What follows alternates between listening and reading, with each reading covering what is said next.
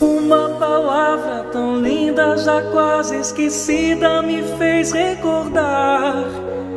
Contendo 7 letrinhas e todas juntinhas se lê cativar.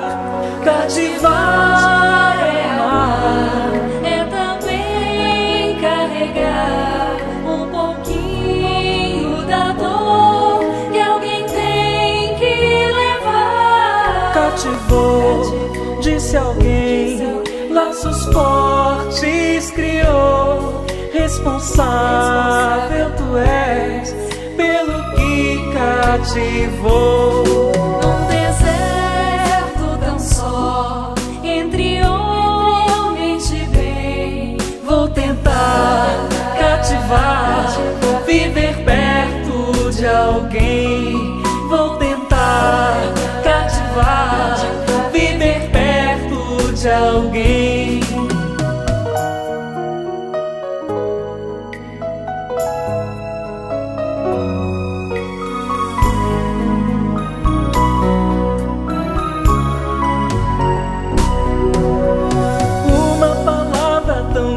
Já quase esquecida, me fez recordar. Contendo 7 letrinhas e todas juntinhas se lê cativar. Cativar é amar, é também carregar um pouquinho da dor que alguém tem que levar. Cativou, disse alguém, laços fortes criou. Responsável tu és pelo que cativou. Num deserto tão só, entre homens de bem, vou tentar cativar, viver perto de alguém. Vou tentar cativar, viver perto de alguém.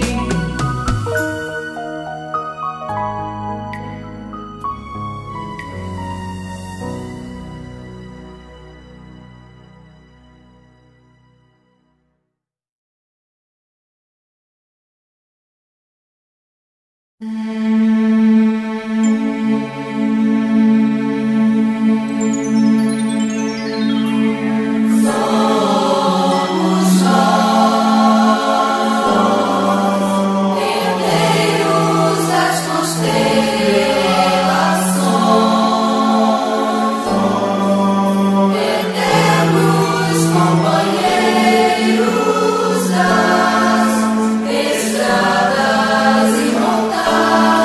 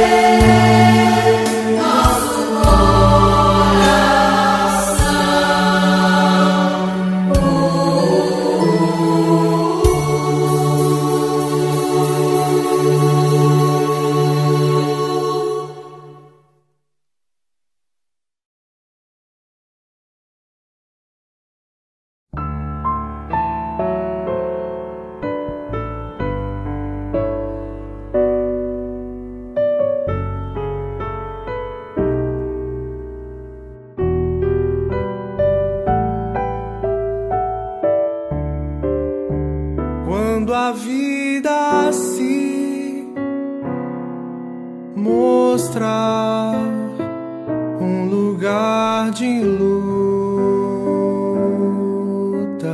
e dor, é que há nos céus mãos a trabalhar, lapidando o tempo do amor. Se a incerteza então vier, busca a luz da oração, revigora o teu cântico de fé e acerena o teu coração.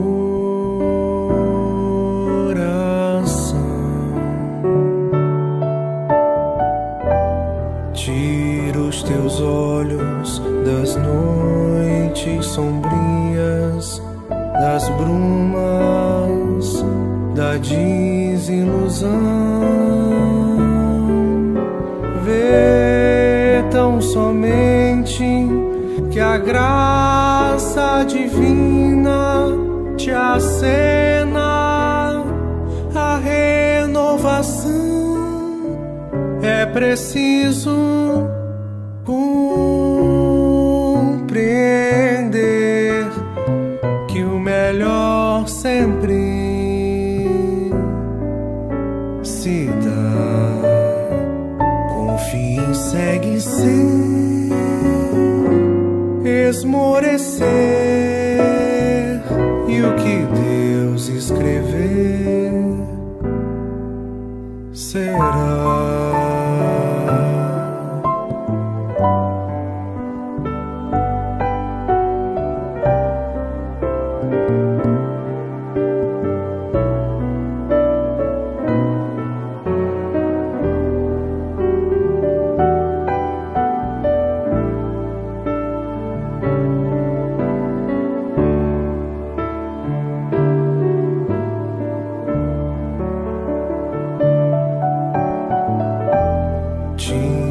Teus olhos das noites sombrias, das brumas, da desilusão.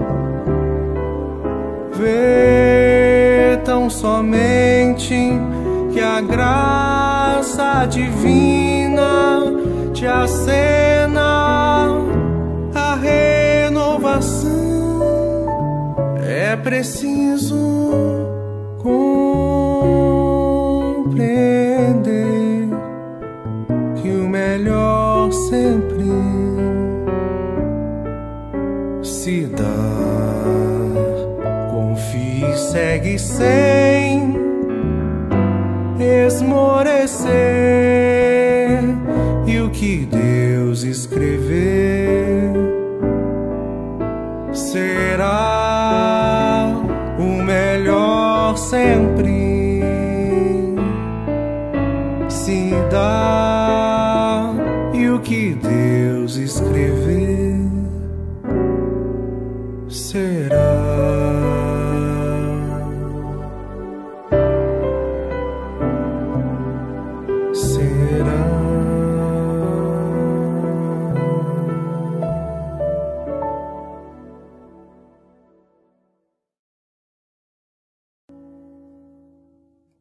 No alto da montanha, com o povo a escutar, falava Jesus de amor, verdades vão ficar. Dizia da caridade, da fé e esperança, para termos simplicidade, como o olhar de uma criança. Olhem os lírios, olhem os pássaros voar. Como se pode amar sem a fé a nos guiar?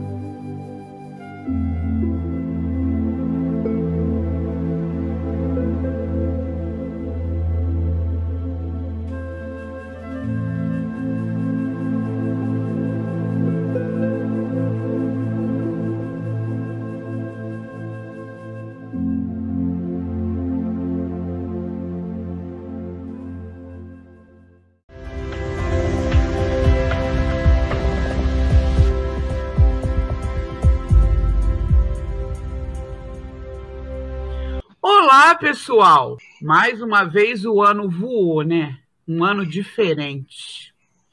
Vocês já perceberam como nós estamos pertinho daquele encontro que a gente tanto espera e que a gente tanto ama? É verdade. Estamos falando do ENEF 2021. Vocês pensaram que não ia acontecer, né? Conta para eles, Marcília. Conto sim, Vera. Vai acontecer em fevereiro, nos dias 13, 14 e 16. A gente vai ter o nosso primeiro ENEF virtual. E é para toda a família. E vamos ter muitas novidades, hein? E todos os núcleos da nossa região vão estar reunidos formando um grande núcleo. Em breve a gente tem mais informações, hein? Fiquem atentos e até mais, pessoal. Porque... Até mais. Juntos! Nós somos... ENEF!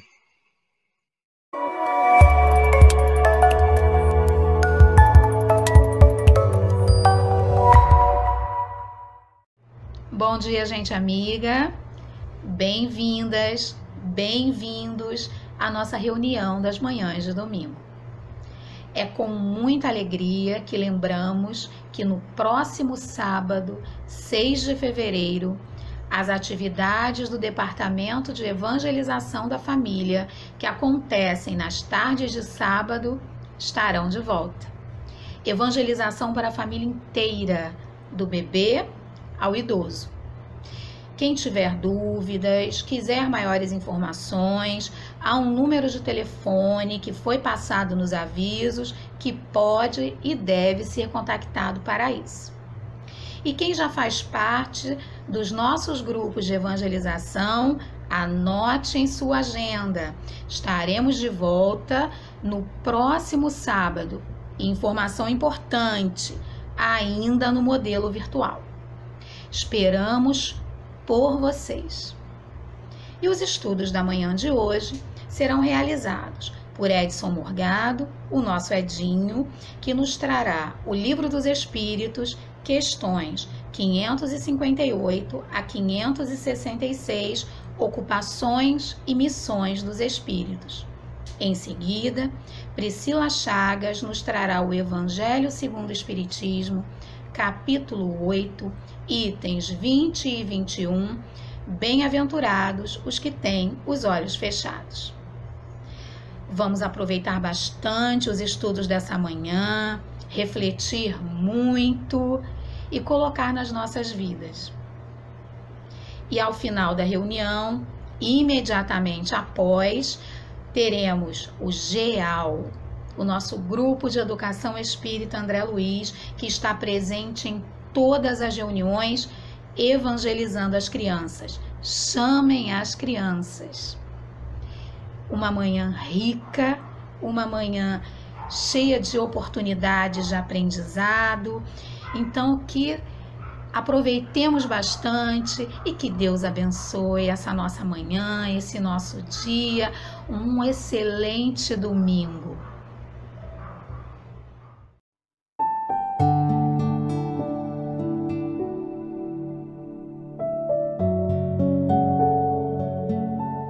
Do livro Fonte Viva, psicografia de Francisco Cândido Xavier, pelo Espírito Emmanuel. Apacenta. Apacenta as minhas ovelhas. Jesus, João, capítulo 21, versículo 17. Significativo é o apelo do Divino Pastor ao coração amoroso de Simão Pedro, para que ele continuasse o apostolado. Observando na humanidade o seu imenso rebanho, Jesus não recomenda medidas drásticas em favor da disciplina compulsória, nem gritos, nem xingamentos, nem cadeia, nem forca, nem chicote, nem vara, nem castigo, nem imposição, nem abandono aos infelizes, nem flagelação aos transviados, nem lamentação, nem desespero. Pedro, apacenta as minhas ovelhas. Isso equivale a dizer: irmão, sustenta os companheiros mais necessitados que tu mesmo. Não te desanimes perante a rebeldia, nem condenes o erro do qual a lição benéfica surgirá depois. Ajuda ao próximo ao invés de vergastá-lo. Educa sempre. Revela-te por trabalhador fiel. Seja exigente para contigo mesmo e ampara os corações enfermiços e frágeis que te acompanham os passos. Se plantares o bem, o tempo se incumbirá da germinação, do desenvolvimento, da florescência e da frutificação no instante oportuno. Não analises destruindo. O inexperiente de hoje pode ser o mentor de amanhã. Alimenta a boa parte do teu irmão e segue para diante. A vida converterá o mal em detritos e o Senhor fará o resto.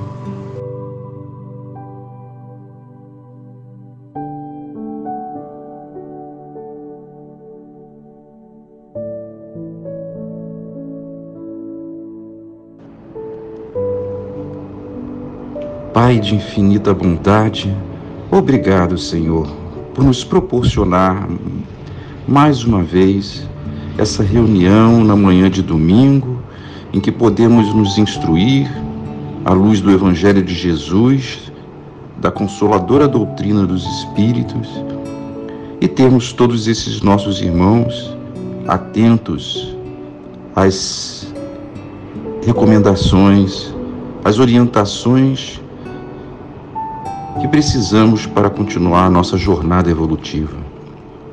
Senhor, te rogamos também o amparo dos bons espíritos para que possam nos auxiliar a assimilar essas lições e assim, quanto possível, colocá-las em prática no nosso cotidiano, acima de tudo, exercitando o amor e a caridade. Senhor, que esta prece também compartilhada de todos os nossos sinceros sentimentos, possam alcançar os nossos irmãos em humanidade, principalmente aqueles, Senhor, que estão, neste momento, mais precisando. Sejam eles encarnados em suas provas e expiações, sejam eles desencarnados, necessitando de amparo, de resgate, para saírem muitas vezes do ninho mental em que se encontram. Auxilia-os, Senhor, e nos auxilia também. E assim, em teu nome, em nome de Jesus, nosso Mestre Divino, rogamos o teu amparo para essa reunião e por todos nós, que assim seja, graças a Deus.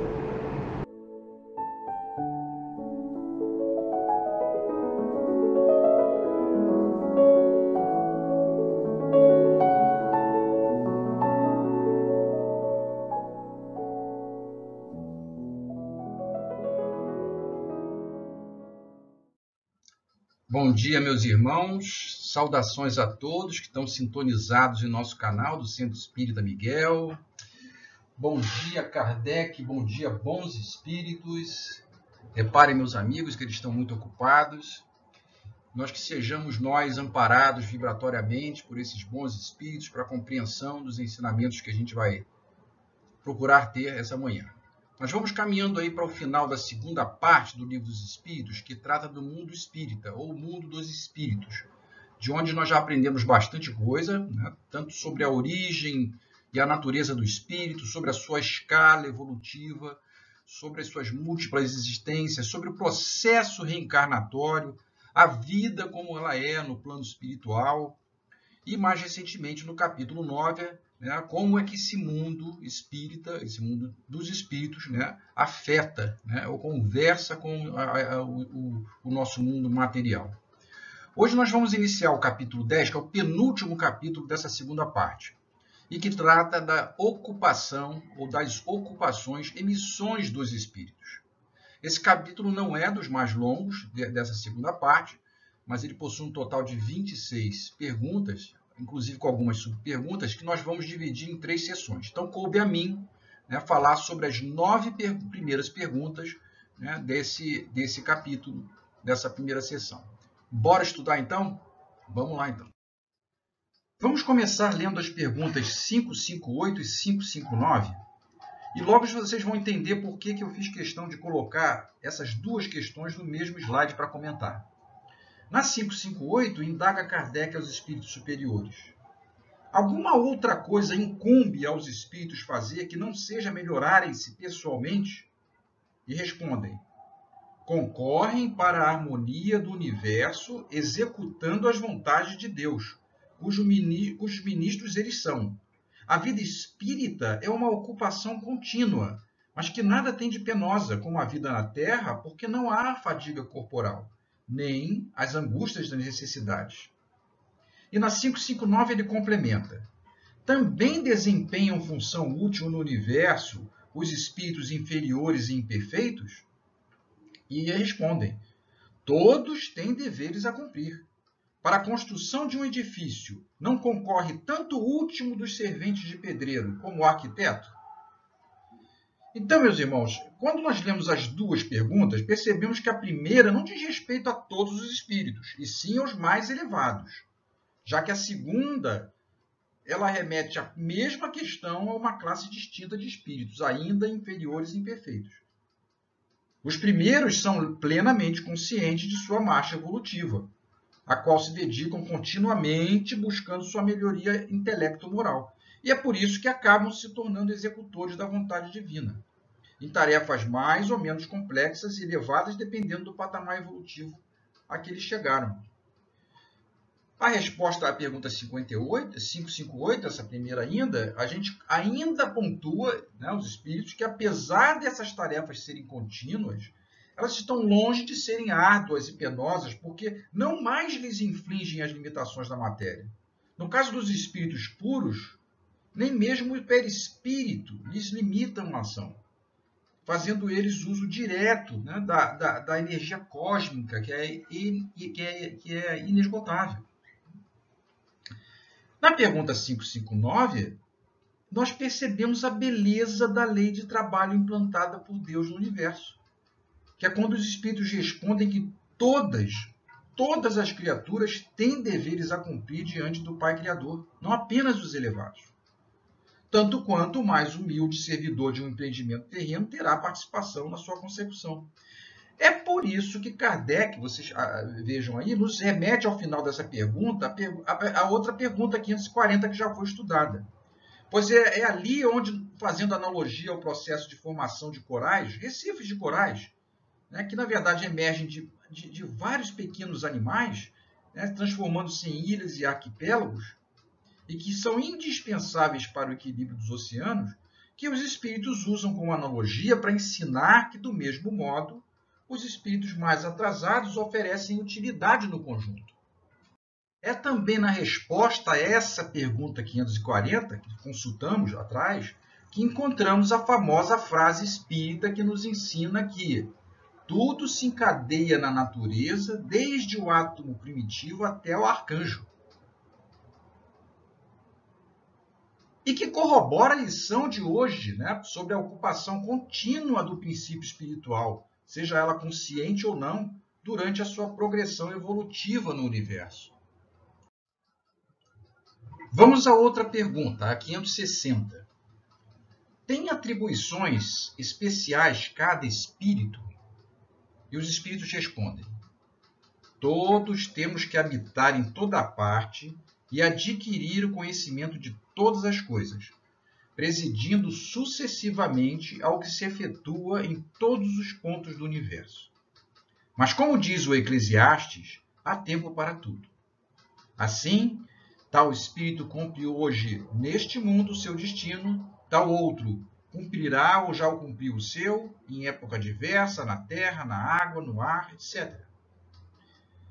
Então, meus irmãos, de fato, né, em nossa infinita jornada, temos que viver e passar por todas as situações para ganharmos conhecimento. E em cada ponto dessa jornada, nos investimos de atribuições compatíveis com o nosso grau de evolução e estado de consciência. Além disso, a gente nota aí que os espíritos evocam do Velho Testamento, na passagem de Eclesiastes, que dizem ter sido escrita pelo rei Salomão, que diz o seguinte: Tudo tem o seu tempo determinado e há tempo para todo propósito debaixo do céu. É isso, gente. Nós temos que aproveitar a oportunidade tanto de aprender como de contribuir, respeitando o nosso nível evolutivo. Ou seja, a nossa capacidade de nos instruir e de ser útil nesse mundão de Deus, né? E como disseram os espíritos, hoje o espírito, seja na Terra ou na espiritualidade, ele cumpre um papel que outro já cumpriu ou ainda cumprirá em distintos lugares e épocas. A evolução tem que ser contínua, mas para que a gente vai ter pressa se nós somos imortais e o universo é infinito? Fica aí a pergunta. Passamos à questão 561. São permanentes para cada um e estão nas atribuições exclusivas de certas classes as funções que os espíritos desempenham na ordem das coisas? E a resposta dada a Kardec: todos têm que percorrer os diferentes graus da escala para se aperfeiçoarem. Deus, que é justo, não poderia ter dado a uns a ciência sem trabalho, destinando outros a só adquirirem com esforço. Então, essa pergunta, ela meio que complementa a anterior. E aqui os espíritos esclarecem que na criação ninguém nasce com atribuições prontas e permanentes na obra divina. Todos têm que cumprir, através do esforço próprio, né, o trajeto, né, que vai do átomo ao arcanjo, como a gente falou lá atrás, né? Ou seja, desde a gênese do princípio espiritual até a angelitude. Por isso é que Kardec arremata essa pergunta 561 aí com o seguinte comentário: é o que sucede entre os homens, onde ninguém chega ao supremo grau de perfeição numa arte qualquer sem que tenha adquirido os conhecimentos necessários, praticando os rudimentos dessa arte. É isso aí, amigos. Na verdadeira justiça divina, não há ciência, não há atribuições conquistadas sem trabalho e sem esforço. A trajetória de cada um pode até não ser idêntica, pois diferentes são as nossas escolhas dentro da outra lei divina, que é a lei do livre-arbítrio. Mas os degraus evolutivos, como os espíritos apontam aqui para a gente, esses degraus evolutivos a vencer são os mesmos para todos. Justiça divina. Sigamos para a pergunta 562, onde Kardec indaga: já não tendo o que adquirir, os espíritos de ordem mais elevada se acham em repouso absoluto ou também lhes tocam ocupações? E a resposta vem pronta: que quererias que fizessem na eternidade? A ociosidade eterna seria um eterno suplício. Meus caros, é importante contextualizar essa pergunta aí respondida pelos espíritos superiores em meados do século XIX. Né? E qual é o propósito dela nesse contexto? Assim como a partir da Idade Média se incrustou no pensamento cristão a doutrina das penas eternas, também se estabeleceu a ideia de que aqueles que morressem em estado de graça, reconciliados com Deus pelo cultivo da fé e a aceitação daqueles sacramentos, eles iriam para um paraíso celeste, desfrutando, né, do descanso eterno. Essa era a crença. Né? E vocês veem que se hoje isso ainda é largamente aceito, imagina naquela época. Então, a terceira revelação, que é o Espiritismo, ela vem justamente para desmistificar essas fantasias. A doutrina é clara. Alcançando a ordem mais elevada, ainda assim continua trabalhando e estudando. Esses espíritos. Não há repouso absoluto. Há uma necessidade, na verdade, imensa de ser útil à humanidade, aplicando as aquisições intelecto-morais que conquistaram. E nem é muito difícil imaginar isso, gente. Se nós nos dedicamos a estudar porque gostamos de alguma coisa, nada há de penoso a gente, depois de conquistar esse conhecimento, né, e ampliar nossos estudos ou fazer deles algo de útil ao nosso semelhante. É uma satisfação. Então, assim são os espíritos de ordem elevada, sempre trabalhando para o bem comum. E isso nos remete à subpergunta 562, né, que Kardec faz. De que natureza, primeiro se eles eram culpados ou não, já vimos que bastante. Agora, de que natureza são as ocupações desses espíritos elevados? E respondem eles: receber diretamente as ordens de Deus, transmiti-las ao universo inteiro e velar por que sejam cumpridas. Enfim, meus irmãos, no estado de pureza, os espíritos trabalham incansáveis e felizes como ministros de Deus e sintonizados com ele, né, na manutenção da harmonia do universo. É isso. Na questão 563, Kardec pergunta se as ocupações dos espíritos são incessantes e recebe a seguinte resposta: incessantes, sim, atendendo-se a que sempre ativos são seus pensamentos, porquanto vivem pelo pensamento. Importa, porém, não identifiqueis as ocupações dos espíritos com as ocupações materiais dos homens. Que, aliás, gente, né, as ocupações morais normalmente não são, elas são consideradas um peso, né, opostas ao prazer. Essa mesma atividade, né, no caso aqui a gente deduz que seja a atividade mental dos espíritos, mental espiritual, lhes constitui um gozo pela consciência que têm de ser úteis. Então, eles têm consciência, né, do objetivo, né, e isso é que lhes fazem felizes. Mas logo em seguida, o codificador encaixa essa outra pergunta aqui. Concebe-se isto com relação aos bons espíritos. Dar-se-á, entretanto, mesmo com os espíritos inferiores? E aí eles respondem: a estes cabem ocupações apropriadas à sua natureza. Confiais, porventura, ao obreiro manual e ao ignorante trabalhos que só o homem instruído pode executar? Então, pessoal, da mesma forma que a gente analisou lá atrás nas perguntas 558 e 559, há que a gente considerar a ordem dos espíritos. Independente de serem bons ou maus espíritos, as suas atividades mentais são incessantes. Nós estamos sempre pensando, né? Pelo menos depois da gente ter alcançado o estágio evolutivo nominal. Porém, enquanto essa atividade contínua é um prazer para os espíritos superiores, ainda há entre os inferiores os que preferem a ociosidade.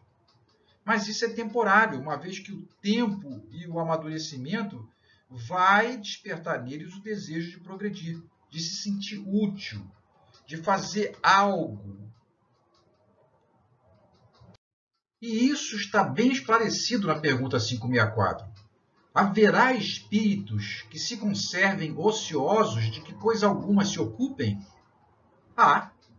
Mas esse estado é temporário e depende do desenvolvimento de suas inteligências. Há, certamente, tais espíritos, né? Assim como há homens, no caso aí, encarnados, né, gente, que só para si mesmos vivem. Pesa-lhes, porém, essa ociosidade e, cedo ou tarde, o desejo de progredir lhes faz necessária a atividade e felizes se sentirão por poderem tornar-se úteis.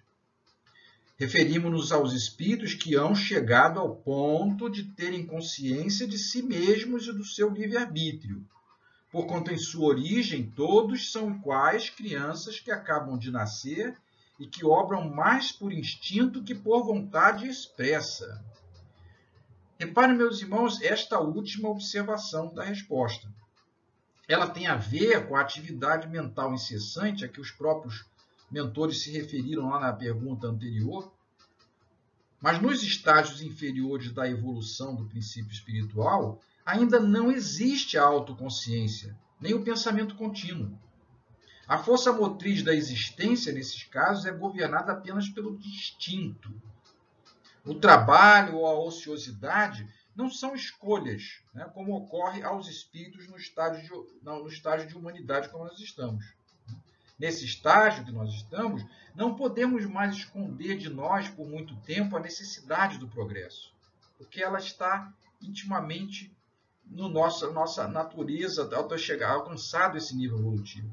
Intimamente, a gente sabe que esse progresso depende somente de nós. E é por isso, muitas vezes, que nós, espíritos ainda inferiores e inseguros, né, nós procrastinamos o começo do trabalho evolutivo. A gente fica adiando aquilo que é inevitável.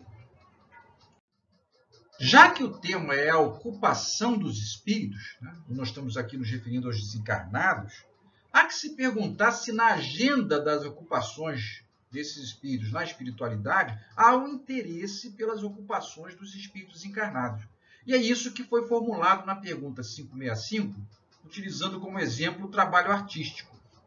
Daí Kardec pergunta: atentam os espíritos em nossos trabalhos de arte e por eles se interessam?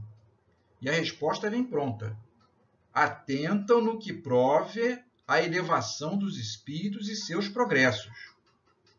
Observem, meus irmãos, que nós estamos falando aqui do interesse de espíritos com certo grau de evolução, porque tal interesse não é especificamente nos trabalhos de arte, mas sim no que esse trabalho, como ferramenta, prove ser útil ao progresso do ser humano.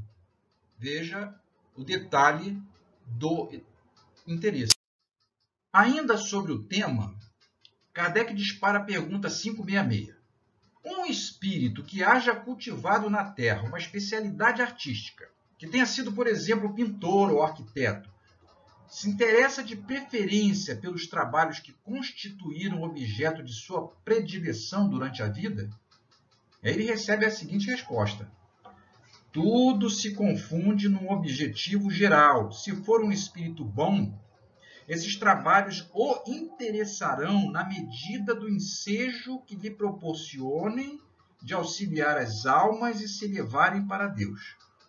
Demais, esqueceis que um espírito que cultivou certa arte, na existência em que o conhecestes, pode ter cultivado outra em anterior existência, pois que lhe cumpre saber tudo para ser perfeito?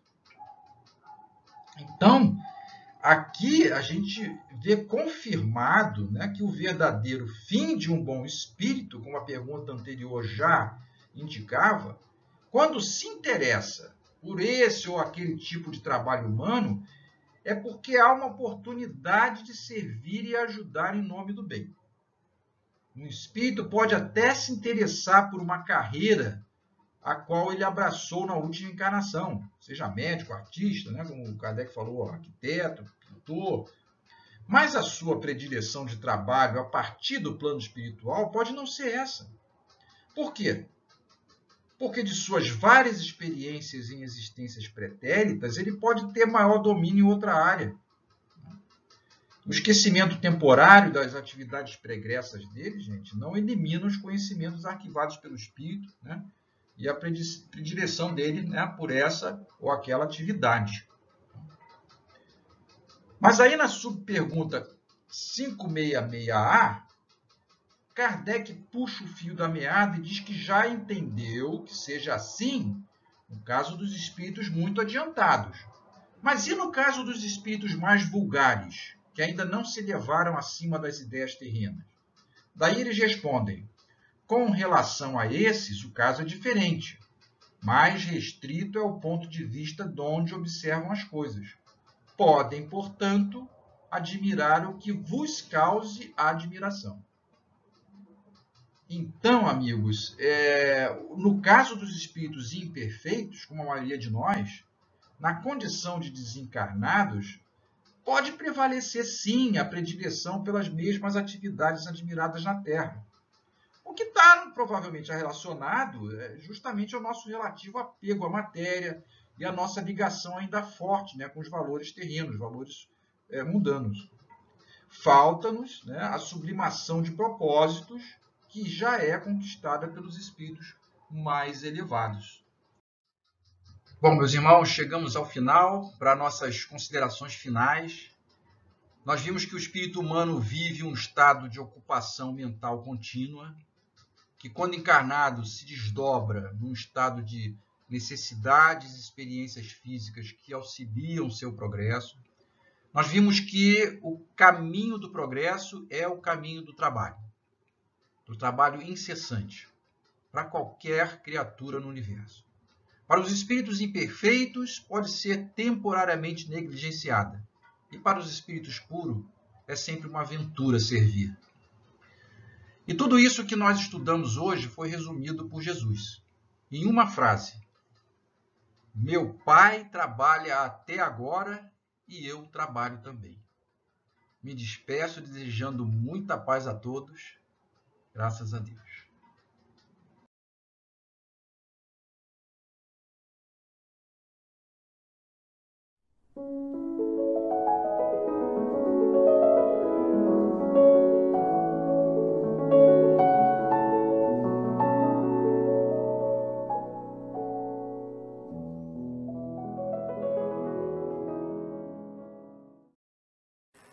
Olá, queridos irmãos, bom dia. Estamos aqui hoje reunidos para mais uma reunião da nossa reunião pública de domingo, da nossa Casa Espírita.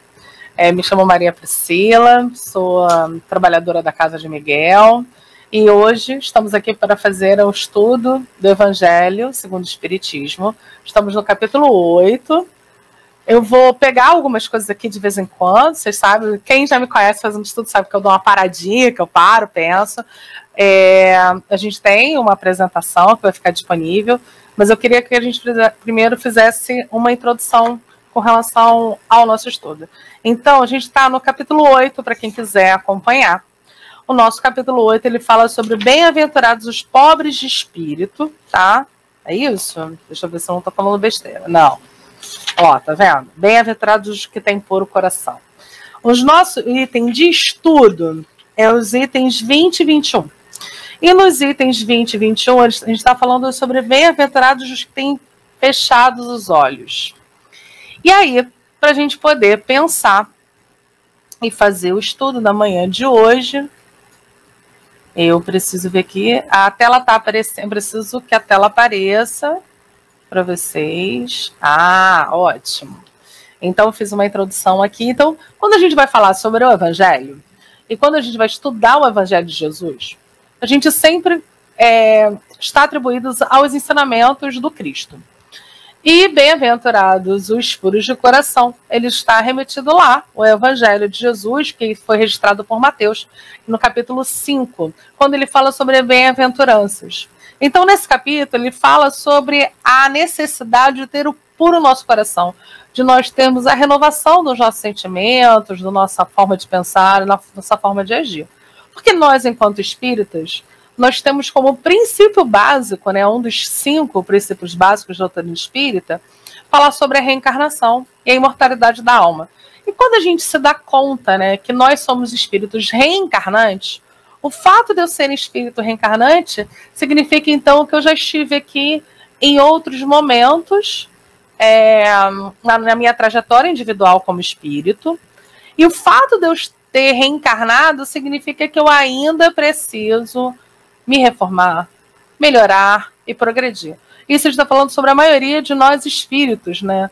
Os espíritos que necessitam reencarnar são espíritos que ainda precisam progredir e melhorar na sua escala evolutiva. Precisam renovar as suas emoções, precisam renovar as suas formas de agir e de pensar. E é muito propício a gente pensar sobre isso exatamente agora que nós estamos aqui, nesse momento de isolamento social, em que a gente está falando sobre uma pandemia, que a gente está falando sobre Covid, e o estudo não poderia ser mais apropriado. Vamos falar sobre cura. Então, vamos lá. Então, lá no item 20 do Evangelho, começa assim, né? Bem, meus bons amigos, por que me chamaste? Para que eu imponha as mãos sobre esta pobre sofredora que está aqui e a cure? Ah, que sofrimento, bom Deus. Perdeu a vista e as trevas se fizeram para ela. Pobre criança, que ore e espere. Eu não sei fazer milagres. Eu, sem a vontade do bom Deus. E aí eu acho que é um ponto que a gente precisa pensar, né?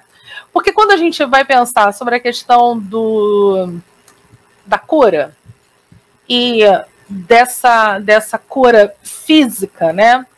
ela tem a ver com a nossa necessidade. Por que nós ainda reencarnamos com problemas físicos? Por que a gente ainda reencarna com uma dificuldade física? Porque há uma necessidade de aprimoramento do espírito. E aí eu acho que quando a gente vai pensar em expiação, quando a gente vai pensar em prova, primeiro a gente precisa se dar conta que é uma necessidade do espírito esse reajuste. Porque se eu sou um espírito que ainda preciso melhorar e progredir, eu preciso enfrentar alguns pontos fundamentais na minha trajetória de espírito imortal. Então, se eu sou ainda um espírito muito egoísta, que só penso em mim mesma, eu preciso, então, estar numa situação em que esse só olhar para mim mesmo me é colocado em xeque, para eu poder rever. Porque vivemos hoje numa coletividade e não tem mais como a gente pensar somente em cada um de nós. A gente precisa pensar coletivamente.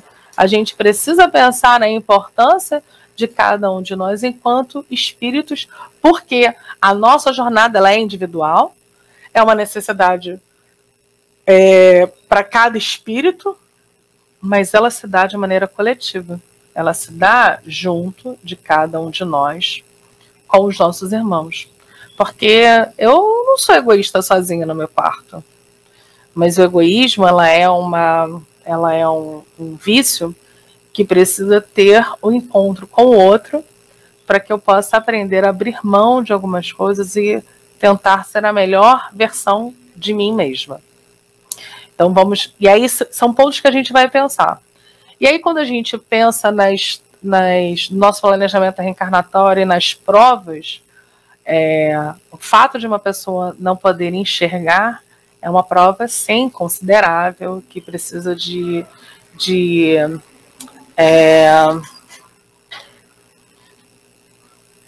muito aprendizado, né? Muito esforço, muito olhar para dentro, né? Porque nós que temos todas as nossas faculdades perfeitamente no nosso corpo, não conseguimos dimensionar uma pessoa que tem uma privação do seu corpo físico. E algumas perguntas sempre se fazem necessárias, né? Por que essa privação? Então vamos continuar a nossa leitura. Todas as curas que obtive e que conheceis não atribuí senão aquele que é o Pai de todos nós.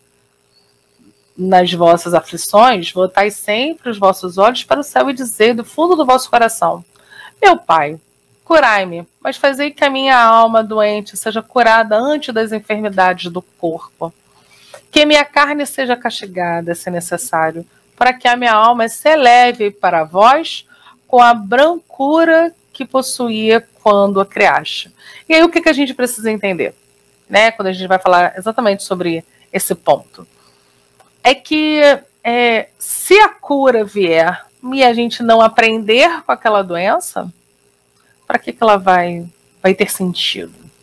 Primeiro, que uma doença ela não é um castigo divino. Ela é um alerta da necessidade que temos de renovar as nossas ações e comportamentos. E a cura, ela é sempre do espírito. Porque nós ainda, que somos muito materializados, que a gente ainda está nessa vida carnal, a gente sempre pensa na cura, que é a cura física, né? A gente espera que um ente, quando está no hospital e que ele se cure, ele retorne para a nossa casa para que a gente tenha mais contato com ele, né? Que a gente possa mais uma vez estar junto. Mas a gente precisa entender que a doença, ela é um processo. E ela é um processo de melhoramento.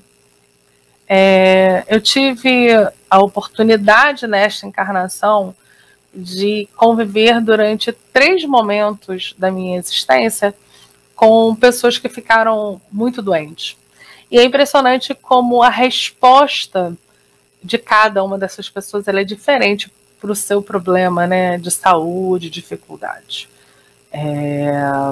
Eu vi uma pessoa muito próxima e muito querida ficar muito arredia, muito insegura, muito revoltada e não aceitar. Eu vi uma pessoa que era o meu pai, né? Ele aceitou o sofrimento dele e tudo que ele estava passando, e quanto aquilo foi fortalecedor para ele enquanto espírito. Eu olhava para ele e pensava assim, nossa, eu quero essa fé e essa força para mim.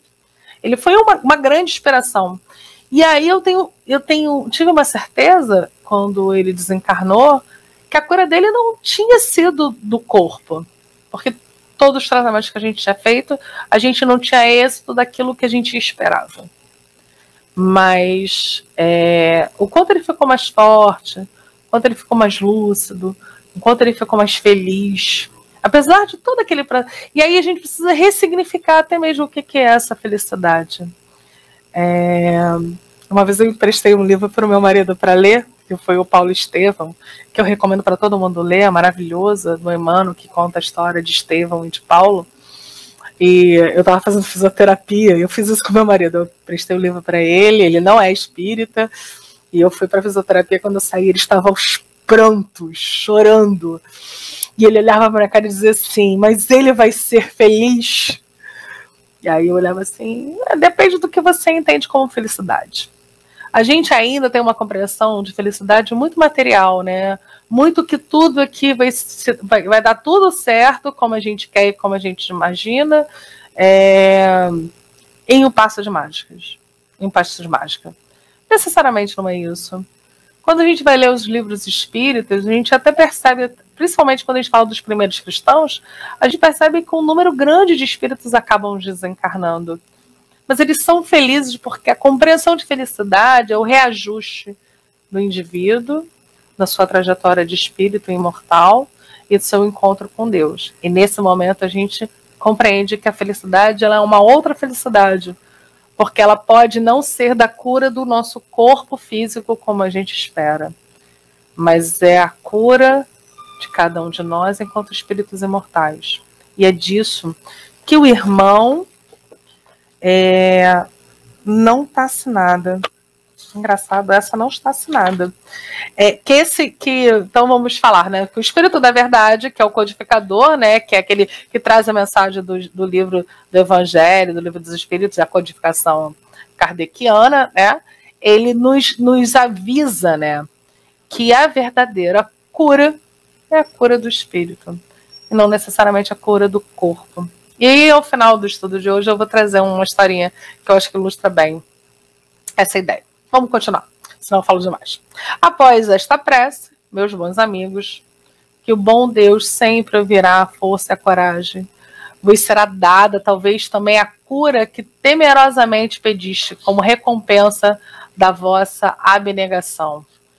Mas desde que aqui me encontro numa assembleia que se trata sobretudo de estudar, eu vos direi que os que estão privados da vista deveriam considerar como os bem-aventurados da expiação. Lembrai-vos de que o Cristo disse que era necessário arrancar o vosso olho se ele fosse mau, e que mais valia tirá-lo ao fogo que ser causa da vossa perdição. E aí é uma passagem de Jesus muito significativa quando ele fala sobre a nossa conduta, as nossas ações, e ele usa metaforicamente, né, a gente precisa entender isso, né, que é melhor arrancar, e aí é a questão da cegueira, ela se apresenta. Então quando ele diz assim, arrancar o vosso olho e jogar-o fora, para que ele não seja causa do seu escândalo, de escândalo para você, a gente está falando metaforicamente. Então quando uma pessoa, por exemplo, reencarna e não tem a capacidade de enxergar, é porque possivelmente ela, no seu ato de olhar, ela transgrediu de alguma forma. Isso a gente vai ter a apresentação agora no Evangelho. A quantos existem sobre a terra, que um dia morrerão nas trevas por terem visto a luz. Sim, como não são felizes os que na expiação foram punidos pelos olhos. Se o olho não será causa de escândalo e de queda, eles podem viver completamente a vida das almas, podem ver mais do que tendes a boa visão, porque a gente fala sobre essa capacidade de se reajustar, né? Esse nosso corpo ele acaba se reajustando nos sentidos quando o sentido falta, mas é mais do que isso, perceber a oportunidade que a gente tem, que naquele momento a gente não vai utilizar os nossos olhos como motivo de escândalo, né? Vai utilizar ainda como um processo de aprendizado. Vou dar uma avançada, é aqui que eu quero que a gente preste atenção.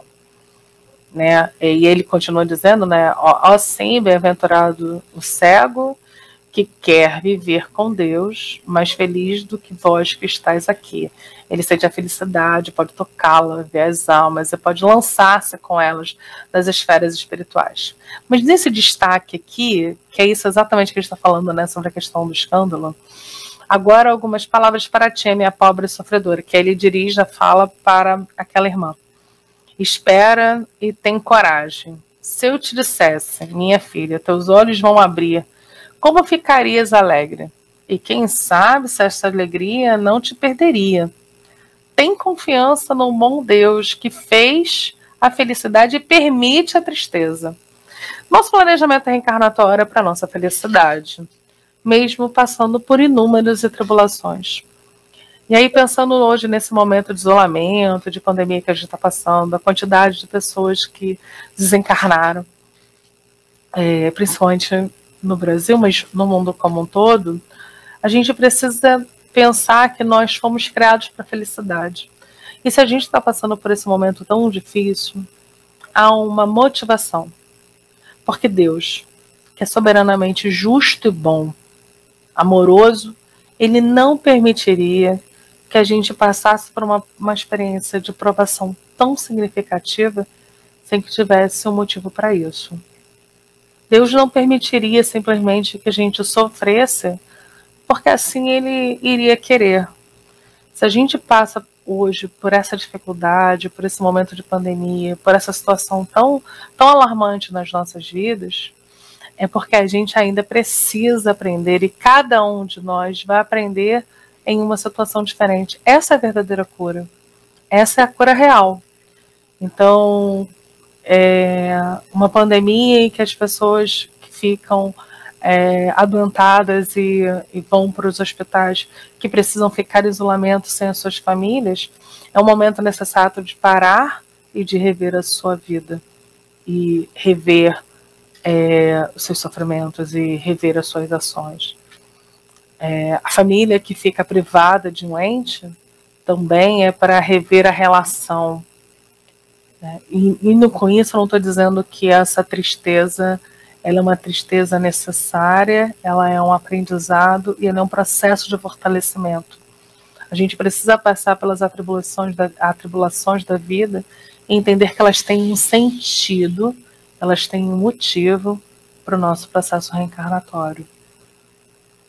Quando a gente passa por uma dificuldade, a gente precisa pensar no para que ela está ali. Qual é aquela motivação? Por que Deus, que é soberanamente justo e bondoso, justiça com bondade, me fez passar por uma privação tão difícil ainda?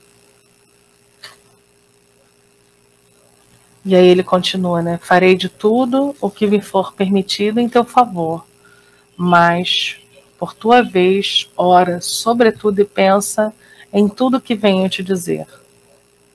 E é isso que é importante, a oportunidade que nós temos de ficar nos nossos lares e orar. Precisamos abrir os nossos corações e contar, falar com Deus e falar com Ele do que nos aflige. Deus é onipotente, onisciente, Ele sabe de tudo, sabe? Mas essa relação de proximidade precisa partir de cada um de nós em direção a Deus, nosso Pai Criador. Nós precisamos nos aproximar, e essa aproximação ela se dá no momento em que a gente busca Ele para aliviar a nossa dor e o nosso sofrimento, e começar a entender o para que eu estou passando por todas essas dificuldades. E na nota, Kardec chama a atenção, que a nota é de Kardec, quando uma aflição não é consequência dos atos da vida presente, é necessário procurar a sua causa numa vida anterior, porque a gente sabe que nada de que a gente passa nessa encarnação, ela é sem motivo, ela é sem uma função, sem uma determinação. Ela acontece e a gente aprende com esse processo de experiência. E aqui a gente precisa entender que os espíritos, eles são muito mais sutis, né? Então, assim, quando a gente fala sobre aqui, né, quem matou pela espada perecerá, não precisa ser tão literal, né? Então tem uma explicação mais abaixo dada por Kardec, tem assim: somos sempre punidos naquilo em que pecamos. Se, pois, alguém é afligido com a perda da visão, é que a visão foi para ele causa de queda. Talvez tenha sido causa de perda da visão para o outro. Alguém ter ficado cego pelo excesso de trabalho que lhes impôs. Ou ainda em consequência de maus tratos, pela falta de cuidado. Então não existe uma receita de bolo. Por isso é que o nosso corpo, enquanto templo, enquanto instrumento para a gente estar aqui nessa vida, né, nessa experiência corporal, ele precisa ser muito bem cuidado. E por isso que quando a gente começa a falar sobre cura, ela mexe muito com a gente, né? Porque a gente quer uma cura física, mas a gente precisa também meditar, refletir, orar e compreender sobre aquilo que nós passamos na nossa encarnação. E aí, eu trouxe um livro. Deixa eu ver se eu tô... agora sim. Luz do Mundo, da minha querida Amélia Rodrigues. E psicografia do Divaldo, né? De Divaldo Pereira Franco. É o último capítulo. E ele vai contar a história da Miriam. O nome do capítulo é A Cura Real. E aí tá a Miriam conversando com a Lavínia. E a Miriam, ela é uma mulher paralítica. E ela é romana. Ela e a Lívia. E ela elas duas estão conversando e a Miriam começa a contar para ela sobre o amor que ela tem a Jesus. E nessa que ela está contando para ela o seu amor a Jesus, a Lavínia fica um pouco assustada, né? Porque não era comum para aquela época. E ela diz assim: parece até que você é uma cristã. E aí ela diz, né, que ela foi buscar Jesus. Então vou ler um pedaço para vocês. Eu trouxe alguns recortes para a gente dar uma olhada. Quando conhecesse, já eras? Lavínia pergunta. Sim. Foi a paralisia que me conduziu à sua presença. E ele não te curou? Não dizem que era taumaturgo? Não, não me curou o corpo, é certo. Não o corpo. Lá fora o sol, aí a Amélia, que é uma poetisa, né, ela faz a ilustração do lugar, de como, ele fala sobre o verão, sobre as flores perfumadas, e ela continua, Miriam. Escutai-me, dizer-vos-ei, ouvi falar de Jesus. Quando os sonhos da juventude ofertavam-me o entusiasmo da esperança, corria as minhas artérias com um licor precioso as energias que se transformavam em sonhos na minha imaginação exaltada. Em face da dor da paralisia cruel que me retinha o leito desde a adolescência, diziam que o Rabi lenia as ulcerações de toda a natureza, limpava as mazelas do corpo e da alma, e diante dele as enfermidades, os demônios debandavam em retirada. Supliquei que me levassem até ele no sítio em que pousava. Ele pernoitava, então, na casa modesta de um dos seus, de nome Pedro, que, segundo consta, se encontra agora em Roma. Conduzido à sua presença, perguntou-me com inefável modulação: que queres que eu faça, minha filha? E ela disse: que voltes a andar, Senhor. A expressão do seu rosto, aqueles olhos transparentes e puros, penetrando-lhe a face imersa em tristeza. Nunca pude olvidar. Fitou-me demoradamente e me respondeu: andar não é mais importante na vida, como supões. Dar-te-ei mais. Vais em paz. Lavínia perguntou. Miriam falou: mas nunca levantaste da cama? E como dizes que eu amas? Desculpa, foi Lavínia mesmo. E aí a Miriam responde: por muito tempo pensei também assim, porque ele não me curava. Conheci paralíticos, outros nos quais ele restituíra os movimentos, cegos, surdos, mudos, endemoniados, que se recuperaram após estar com ele. Por que eu não?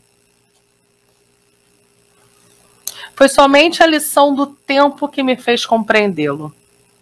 À medida que se passavam os meses e os anos, aqueles beneficiários das suas mãos e da sua compaixão voltaram a enfermar e alguns morreram. Outros, após a saúde, desertaram dos deveres, acompliciando-se com os males e infelicidades danosos e de difícil elucidação. Eu, porém, continuava paralítica. Todavia, paulatinamente, fui sendo possuída por incomparável paz.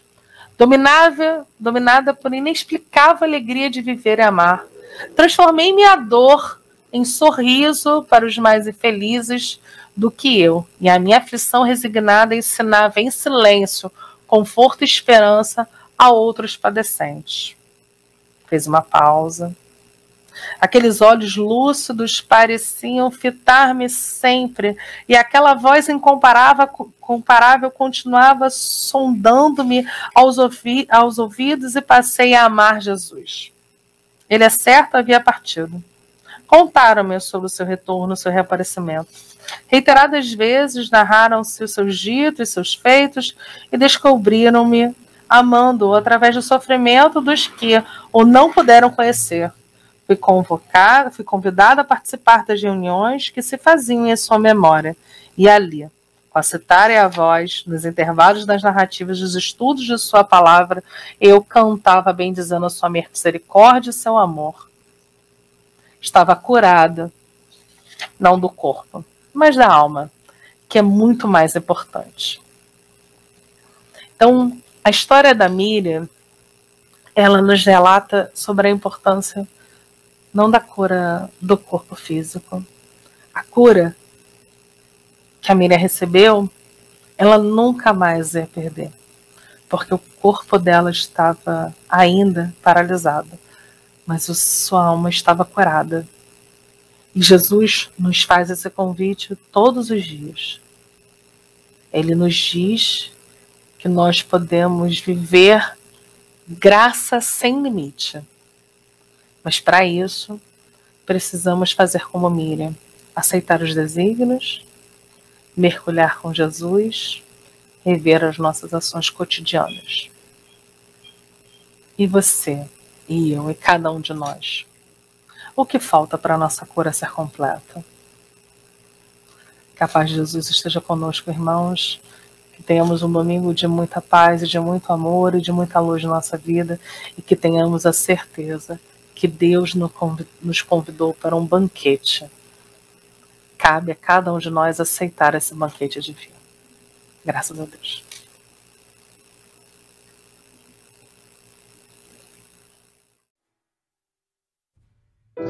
Então vamos agora nos acerenar, acalmar os nossos corações, conseguir levar nossos pensamentos ao alto, começar com Deus, nosso Pai.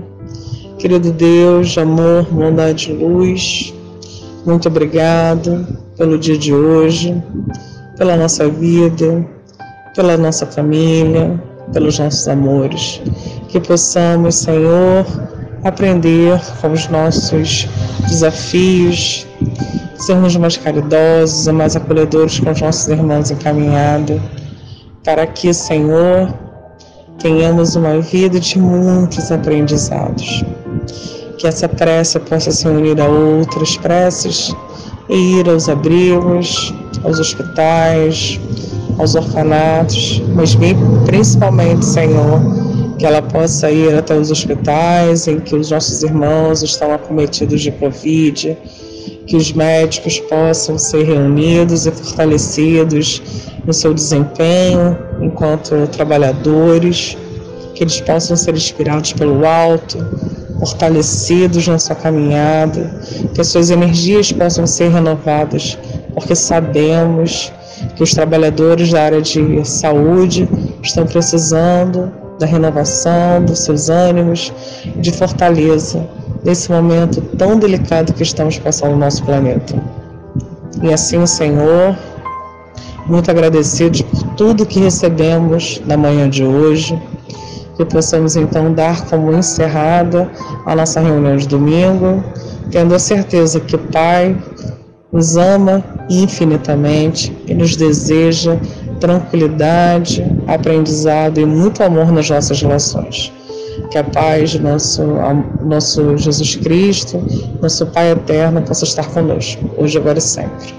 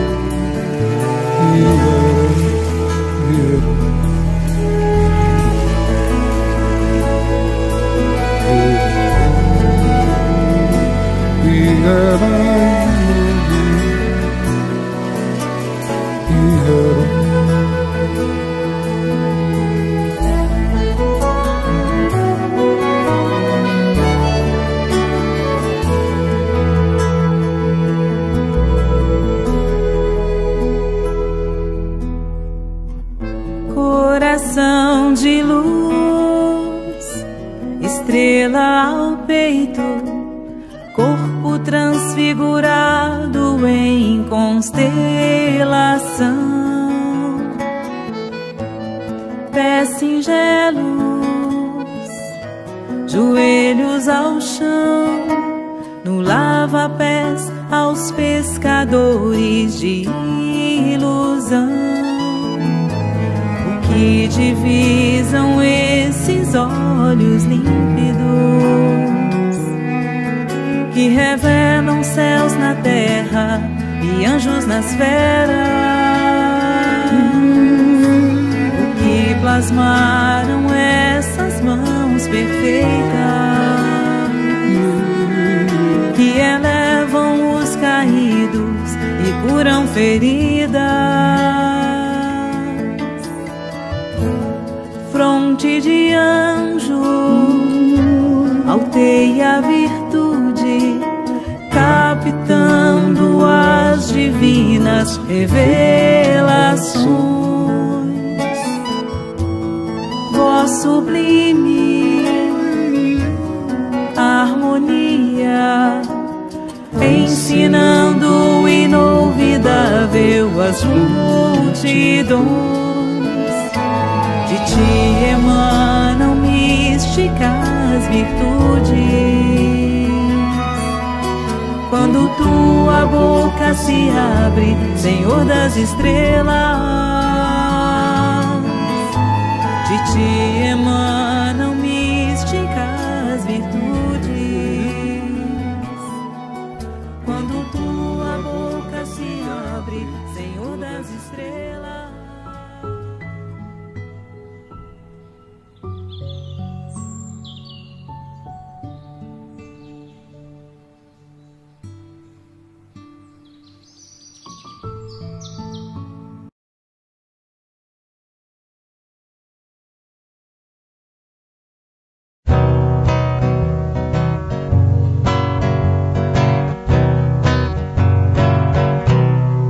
Deus fez o arco-íris, fez o arrebol. Deus criou o dia junto com o sol. Deus criou a lua pra brilhar e as estrelinhas pra piscar. Deus fez a gatinha, fez também o cão. Criou a galinha e o pato grandão. Deus fez o coelhinho branco assim e a vaca dá leitinho pra mim. Deus criou as flores, árvores também. Deus criou a chuva que me faz tão bem. Deus criou a grama pra brincar e o ar pra respirar. Deus fez o papai e mamãe a mim. Por isso sou feliz assim. Por isso sou feliz assim.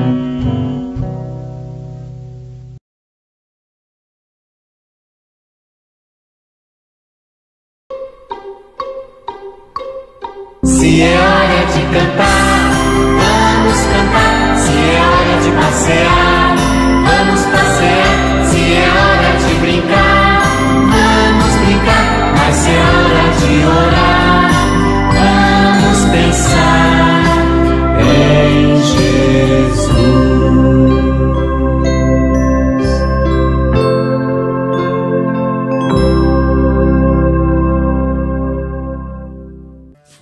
Vamos fazer a nossa prece e imaginarmos que Jesus está do nosso lado e a gente conversando com Ele, falando assim: Jesus, estamos mais uma vez aqui reunidos, encarnados e desencarnados da casa de Miguel, para iniciarmos a evangelização das crianças, e que apesar de estarmos cada um nos seus lares, estamos de braços abertos para recebermos no estudo de hoje as bênçãos do Teu Evangelho, tocando corações e abençoando as famílias.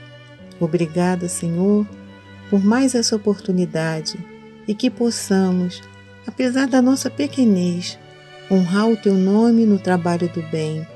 Que assim seja, graças a Deus, graças ao Senhor.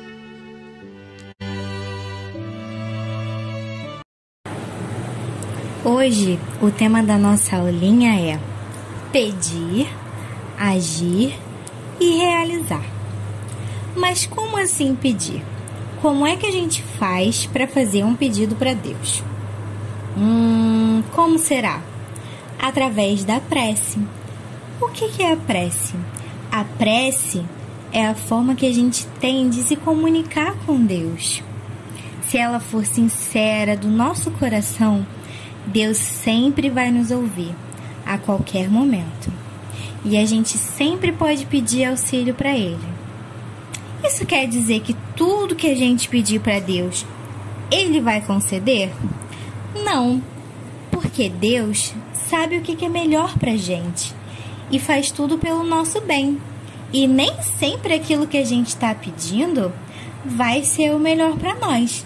Então, como Deus é nosso Pai, Ele vai fazer pela gente aquilo que for melhor. Mas a gente sempre pode pedir e sempre pode contar com o auxílio de Deus, não é mesmo? Mas além de pedir, a gente também precisa agir para conseguir realizar o nosso pedido. Vamos olhar essa tirinha do Chico Bento. O Chico tá lá, desesperado porque tem uma prova no dia seguinte e não sabe nada. Aí ele vai e faz uma prece do coração. Olha só o que ele tem de resposta. Estuda. Por quê? Como que o Chico Bento vai conseguir passar na prova se ele não estudou nada daquele tema? Não tem como, né?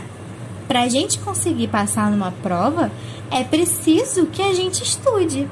Os nossos amigos espirituais, eles podem sim nos ajudar, tentar nos auxiliar, mas a gente também precisa daqui estudar, não é mesmo? Se a gente ficar doente, adianta só fazer prece? Não. A gente precisa ir ao médico, precisa tomar o nosso remédio para a gente poder ficar bem, não é verdade? E é assim que funciona. Jesus disse pra gente há muito tempo atrás: ajuda-te e o céu te ajudará. E isso quer dizer o quê? Que a gente precisa buscar formas de conseguir realizar as coisas que a gente precisa aqui na Terra. Para quê? Para que Deus também consiga ajudar a gente. A gente não pode ficar parado esperando cair do céu. E assim a gente vai conseguir realizar. Muito bem. Agora, vamos prestar atenção na historinha que vem a seguir. Olá, crianças! Vocês vão ouvir agora a história Os 3 Pedidos de Jorginho. Este é o Jorginho. Sua família é pobre, mas como é o único filho, os pais de Dona Wanda e seu Jorge sempre procuraram fazer todas as suas vontades. Doces, biscoitos, brinquedos, roupa, nunca lhe faltava nada. Jorginho é um menino muito educado, obediente, respeita os mais velhos, é sempre bondoso e gentil, por isso todos gostam muito dele. Acontece que as coisas agora mudaram, pois faz algum tempo que seu pai perdeu o emprego e, há poucos dias, sua mãe adoeceu gravemente. Agora, em sua casa não há mais aquela alegria de antes. Ver sua mãezinha doente, na cama, e o pai sempre sério e cheio de preocupações, deixa Jorginho triste. Essa tarde, Jorginho está se sentindo muito triste, pois, pela manhã, sua mãe acordou passando mal e seu pai saiu mais uma vez para procurar emprego, ainda mais triste e preocupado. Jorginho está com vontade de chorar, pois fica pensando como tudo está triste agora. O pai não brinca mais com ele e quase não sorri. A casa parece abandonada. Ele não ouve mais os passos da sua mãe pela casa e nem ouve mais sua linda voz cantando as canções que ela costumava cantar enquanto trabalhava. Jorginho sente o coração apertado de tanta tristeza. Nesse momento, Jorginho ouve uma voz. Tudo isso vai passar, minha criança. Tenha paciência. Sua mãe ficará boa e seu pai arrumará o emprego de que tanto necessita. Deus está no controle. Deus sabe o que nos convém, mas precisamos ter fé e confiar na sua imensa bondade. Boa tarde, Jorginho. Boa tarde, Dona Vera. Desculpe incomodar. Sei que a sua mãe está doente, mas não sabia quem pedir. Será que você não teria um pouco de leite para me dar? Meu filho Júlio adoeceu e não temos nada em casa para comer. Espere só um momento, por favor. Jorginho vai até a cozinha, porém não encontra leite nem no armário nem na geladeira. Sem saber o que fazer, fica ali parado, sentindo uma vontade muito grande de chorar. Então, a voz fala com ele novamente. Você tem muitos brinquedos. Vá até seu quarto e escolha um para dar ao menino. Isso poderá ajudá-lo a melhorar. Jorginho vai até o seu quarto e escolhe um dos seus bonecos preferidos. Infelizmente, não temos leite, mas leve esse brinquedo para o Júlio. Quem sabe ele possa se sentir melhor.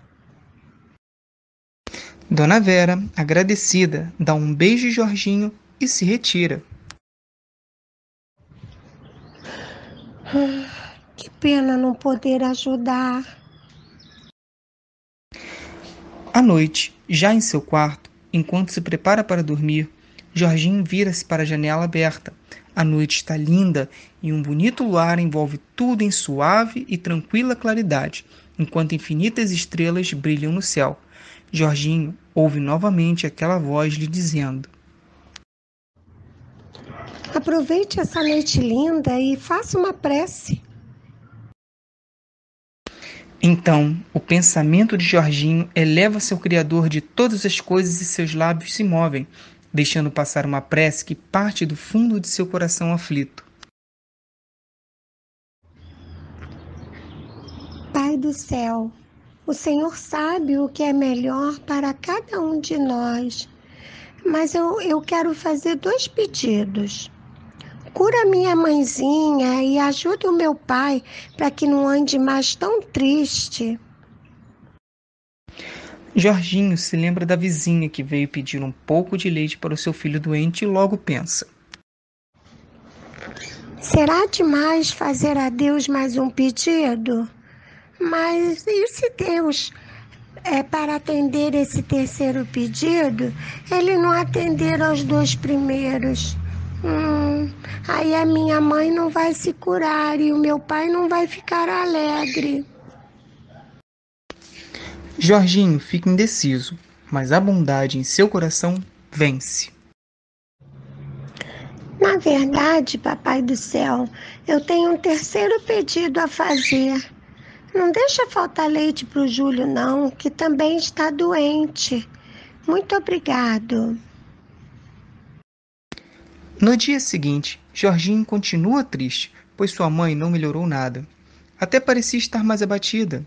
Jorginho ficou então desapontado, mas ouviu aquela voz lhe pedindo para ter paciência e para continuar a orar, pois Deus ouviria suas preces. À tarde, Jorginho teve uma surpresa que lhe trouxe uma grande alegria. Oi, Jorginho. Vim aqui agradecer. O Júlio ficou tão feliz com o boneco que melhorou. Muito obrigada pela sua gentileza. Ah, quase me esqueci. Hoje pela manhã, o seu Zé da padaria trouxe algumas latas de leite em pó. Por um bom tempo não faltará leite para o meu menino. Graças a Deus.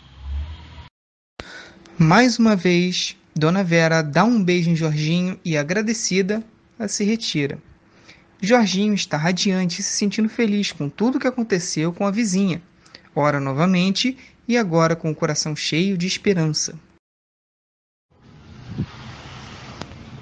Papai do Céu, muito obrigado por ter atendido a um dos meus 3 pedidos. Mas não se esqueça da mamãe nem do papai, tá? Por favor, que seja feita a sua vontade, Pai. Amanhã de manhã, você pode perguntar ao senhor Zé da padaria se sabe de alguém que precise de um trabalhador muito responsável, pois seu pai está querendo muito arranjar um serviço e não está conseguindo trabalho. Pela manhã, antes de ir para a escola, Jorginho passou na padaria e conversou com o Sr. Zé e deixou o número do celular do seu pai. À noite, Jorginho, por alegria, o pai chegou muito contente e nem parecia o mesmo, pois tinha conseguido um bom emprego. Jorginho está se sentindo muito feliz. Ele viu novamente o sorriso que tanto amava no rosto do pai. Por isso, aquela noite, Jorginho orava assim: Deus bondoso, meu Pai querido, muito obrigado por ter atendido a 2 dos meus pedidos. Por favor, não se esqueça, cura minha mãezinha, Pai do Céu, mas que seja feita a sua vontade. E assim, orava o menino todas as noites, sem desanimar. Nesses momentos de oração, Jorginho sentia-se envolvido, como se alguém o abraçasse, o que lhe fazia muito bem. Sua mãe começou a se tratar com um novo médico, que a examinou atentamente e mudou todo o tratamento. Jorginho intensificou seus cuidados com sua mãe, dando-lhe os remédios na hora certinha e não fazia barulho, para que ela pudesse descansar bastante. Os dias foram passando e Jorginho ficava cada vez mais confiante e agradecido a Deus, pois pouco a pouco sua mãe melhorava, até que, finalmente, ficou curada por completo. Agora, Jorginho ouve de novo a sua mãe cantar. Jesus está passando por aqui. Jesus está passando por aqui. Quando ele passa, tudo se transforma, a tristeza vai, a alegria vem. Quando ele passa, tudo se transforma, trazendo muitas bênçãos para você e para mim também. Jorginho sente tanta alegria que não se contém e ora imensamente agradecido. Ah, meu Pai do Céu, eu estou tão contente. Muito, muito, muito obrigado. Muito obrigado mesmo por ter atendido aos meus 3 pedidos. Eu sei que tudo foi feito conforme a sua vontade. Obrigado. A felicidade voltou àquela casa. Jorginho nunca se esquecia de fazer suas orações, todos os dias, sempre acompanhando da sua voz amiga, seu espírito protetor.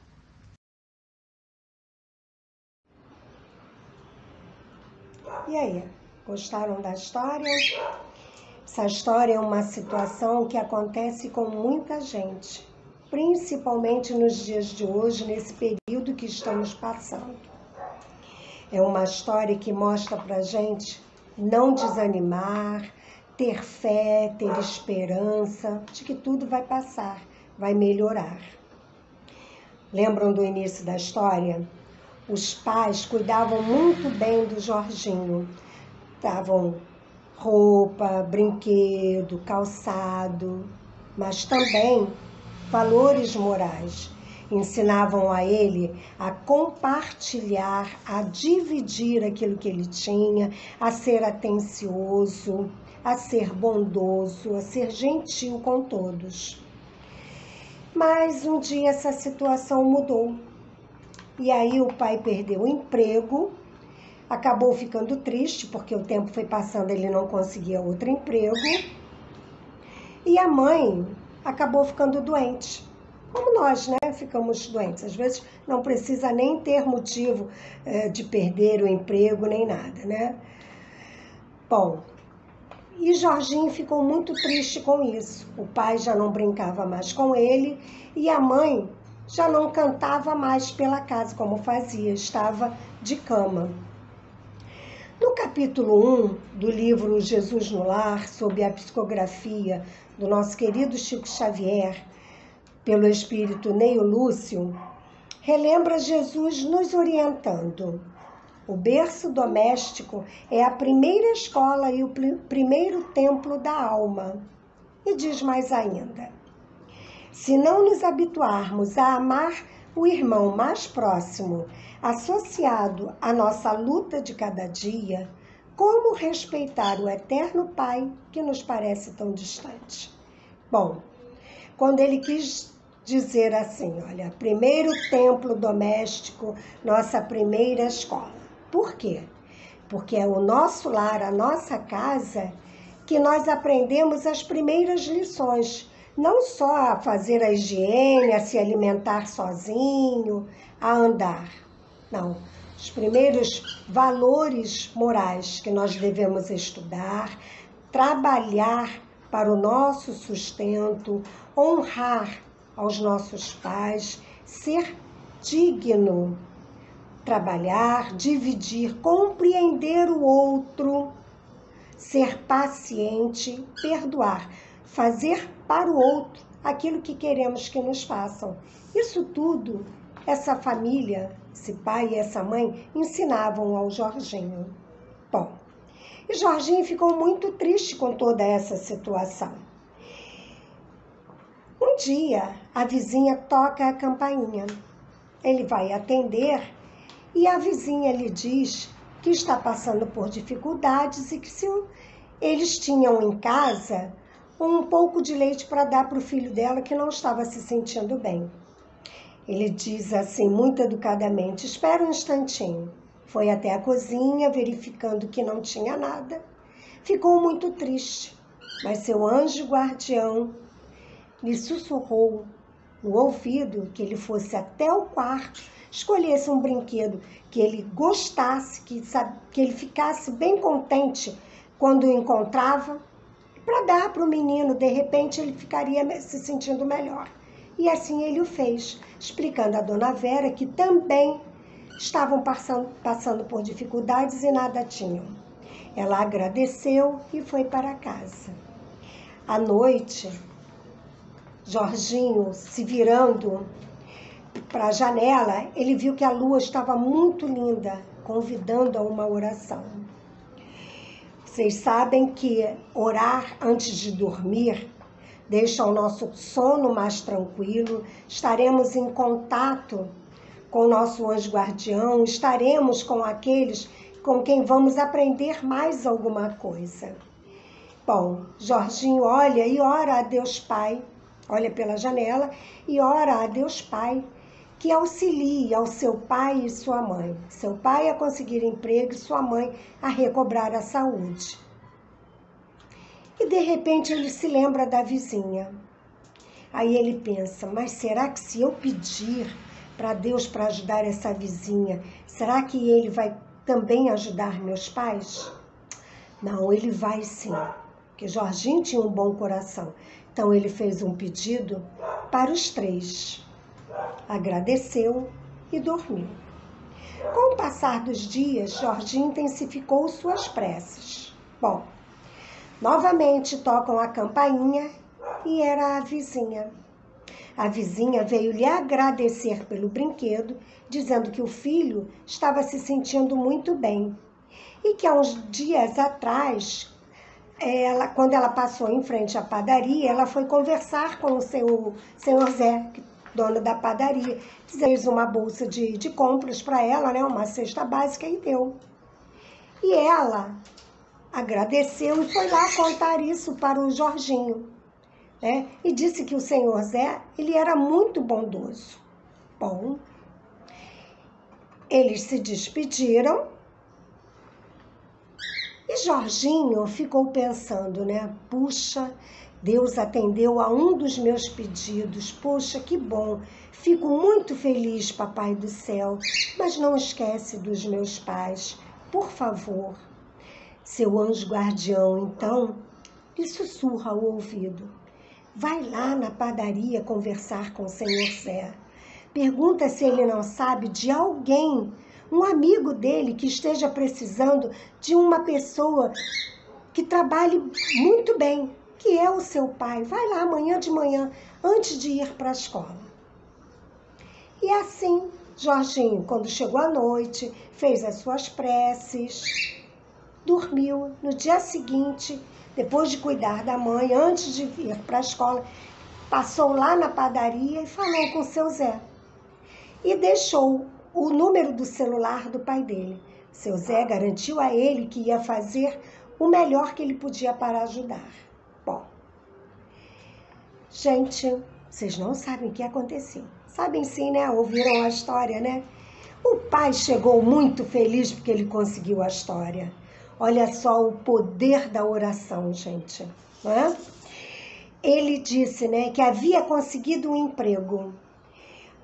Jorginho, então, agradeceu muito a Deus pelo segundo pedido dele ter sido atendido. E disse, Deus, ajuda minha mamãe, eu queria tanto ouvi-la cantar novamente. Uns poucos dias depois, ela foi em outro médico, trocou os remédios. E Jorginho sempre, né, olhando a hora, dando os remédios na hora certa, agora cuidando da mãe, já que o pai estava trabalhando. A mãe começou a melhorar. E melhorou. Olha que legal, não é? Jorginho ficou muito feliz, porque agora ele via a mãe se levantando e começando a fazer as coisas. Um certo dia, quando ele chegou da escola, ele ouviu a mãe sorrindo para ele e cantando, como eles faziam antes. E Jorginho ficou muito feliz. Para vocês verem, né? O quanto é importante pedir, agir, realizar. Não basta só pedir, tem que haver o nosso esforço para que o nosso desejo seja realizado. Mas nem sempre isso é possível, porque depende de cada um, do merecimento de cada um. Isso é que a gente tem que ter em mente. Pedir, devemos pedir. Se Deus atender aos nossos pedidos, que bom, foi merecimento.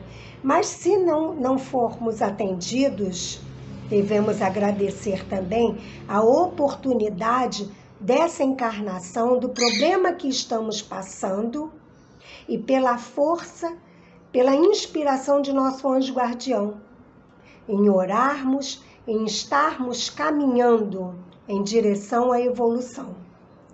Então agora, fiquem em paz, que agora vamos à prece final. Até a próxima. Olá, galerinha! Chegou a hora da nossa atividade. Hoje ela será de perguntas e respostas.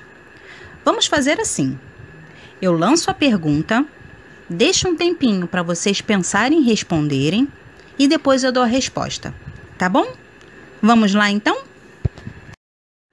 Pergunta 1. Quando desejamos muito uma coisa, basta fazer uma prece para conseguir?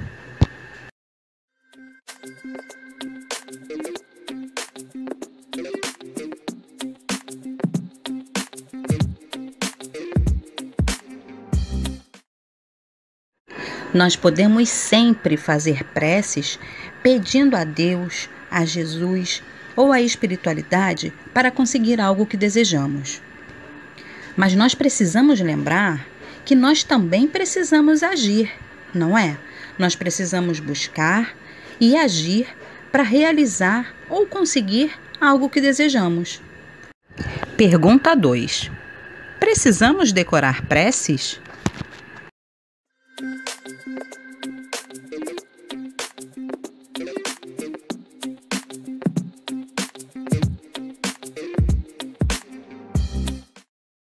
Não, nós não precisamos decorar preces.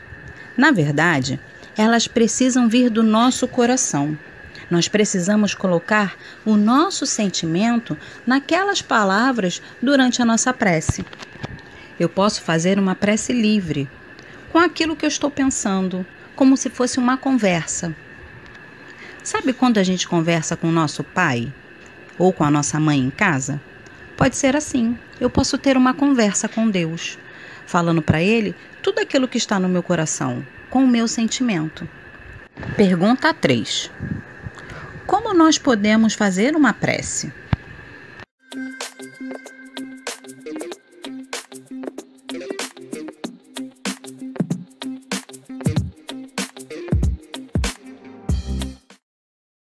Para fazer uma prece, eu posso estar em qualquer lugar. Em casa, na rua, na escola, no ônibus. Eu não preciso fazer uma prece falando para que todos escutem. Eu posso apenas fechar os meus olhinhos e pensar, sentir, deixar o meu pensamento levar aquilo que meu coração está falando. Então é isso, galerinha. Ficaremos por aqui. Agora nós vamos para a nossa prece final. E não deixe de nos acompanhar na próxima reunião. Um beijo grande no coração de vocês. Um grande abraço. Fiquem com Deus. Tchau, tchau. Vamos à nossa prece? Vamos fechar os nossos olhos, elevar os nossos pensamentos a Jesus e à espiritualidade responsável pela elaboração desse trabalho. Agradecendo a oportunidade de estarmos aqui e por tudo o que recebemos nesses momentos em que os nossos corações se unem pelos melhores sentimentos.